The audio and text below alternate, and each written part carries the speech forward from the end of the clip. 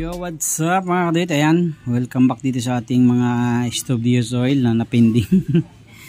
Ayan, so mayroon pa tayong natitira na 4 na unit. Ito yung nabanggit natin last time sa mga vlog natin. Hindi na natin naasikaso kasi busy tayo last December sa mga event natin at saka sa mga iba pa nating gawain. Kaya yun, hindi natin siya na i-flex ulit.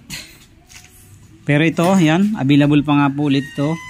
4 na unit, 2 unit natin itong double frame na ating stove diesel oil. Double frame yan. Bakit tinawag natin double frame? Pwede po yan sa maliit, pwede po sa malaki.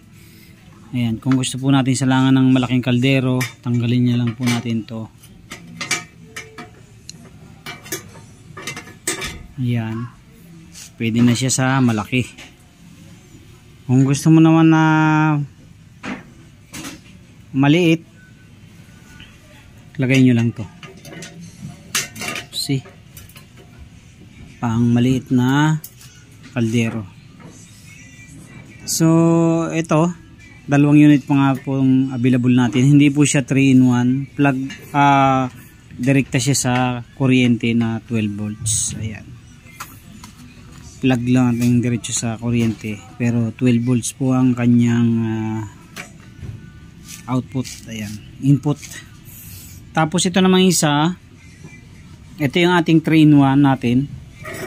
Ayan, so with screen yan, may screen yan, may design.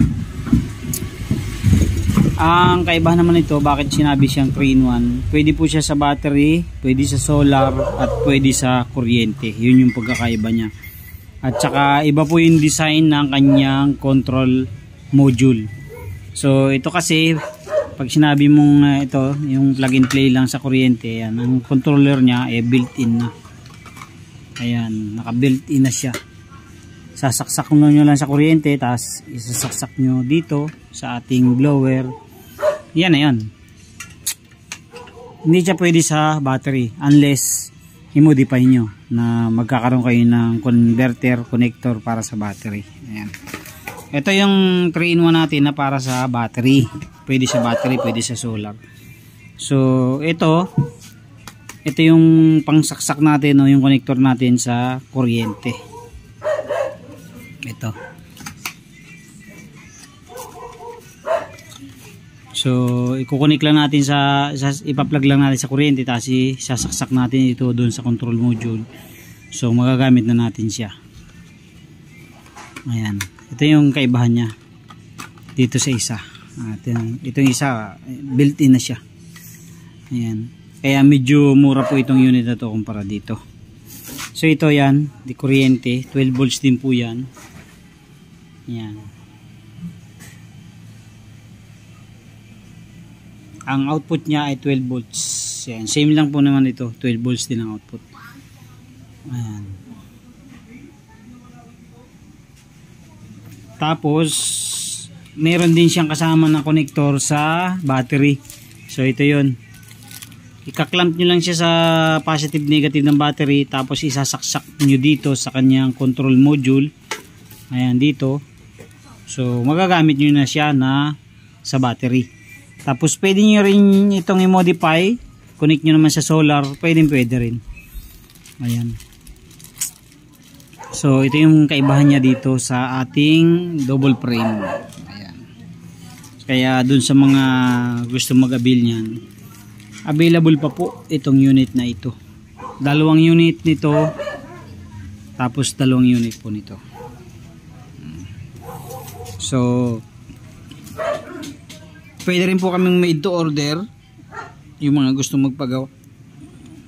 Kaso may down payment po syempre dun sa mga gusto magpagawa. Ayan.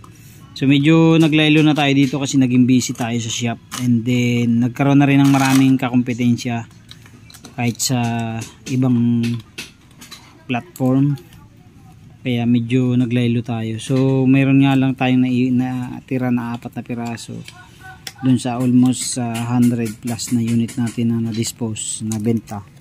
So ito yung natira, 4 na lang. Kaya dun sa mga gustong mag-avail, pwede pa po ninyo ito ma-avail. So ito po, discounted na to dun sa original price natin. may discount na po yan. Pero yung shipping po niyan, sagot nyo po ang shipping kung malayo. Nagsiship po kami via GRS Express. Pwede rin po option nyo, pwede sa JNT, pwede rin sa LBC, basta sagot nyo po ang shipping fee. Ayan. So kung doon dito naman po along within Cavite lang, pwede pong meet up, pwede deliver kung malapit, free delivery na po yun. Pero kung malayo, meet up lang po tayo. Okay, so yun lang. Thank you very much po. God bless po sa inyong lahat. Maraming salamat sa inyong patuloy na suporta at panonood sa ating mga video. Thank you very much. Thank you very much.